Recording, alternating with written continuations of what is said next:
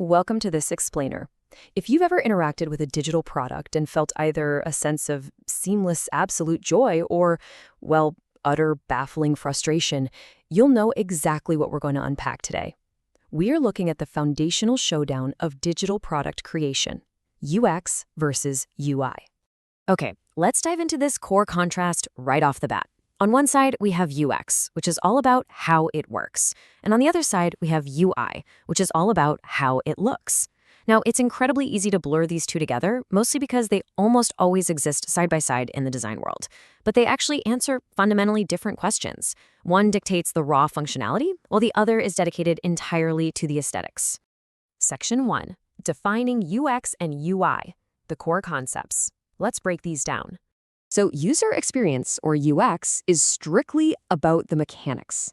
When we say how the product works, we are talking about the logical, structured side of design. Think about it. When you tap a button, what actually happens? How many steps does it realistically take to get from the home screen all the way to checkout? Does the flow make logical sense to the person actually using it? You see, UX is kind of like the invisible engine under the hood. You don't necessarily see good UX in the traditional sense, but man, you absolutely feel it when a product works exactly the way you expect it to. It is purely about the underlying functionality and that structural journey. Now, in complete contrast to that, user interface, the UI, is the visual layer. This is how the product actually looks to the human eye. We're talking about the colors, the typography, the shapes of the buttons, the spacing, the whole visual aesthetic. If UX is the engine of the car, well, UI is the sleek, glossy paint job and the beautifully designed dashboard. It's dynamic, it's highly visual, and it exists in vivid contrast to those invisible mechanics we just talked about.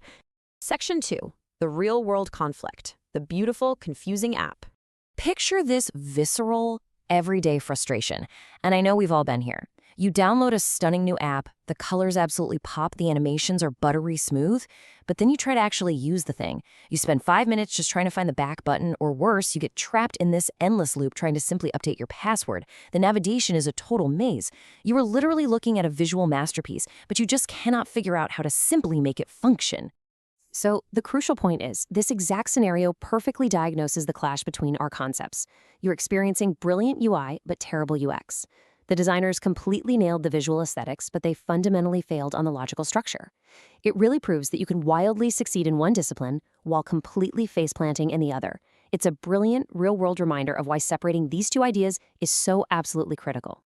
All right, Section 3, creating better user experiences, the stakes. The central thesis here is actually pretty simple. Balancing UX and UI is what actually creates a great user experience. You know, it isn't a competition between the two. It's all about harmony. Think about it. A product that works perfectly but looks terrible just won't gain user trust. On the flip side, a product that looks gorgeous but doesn't actually work, it's going to be abandoned in seconds. True success requires bringing both of these elements into perfect balance to deliver a superior, holistic experience for the user. Moving on to Section 4. Practice makes perfect. Applying the principle. And this brilliantly illustrates why knowing this difference isn't just fun trivia, it's a practical lens you have to actively apply.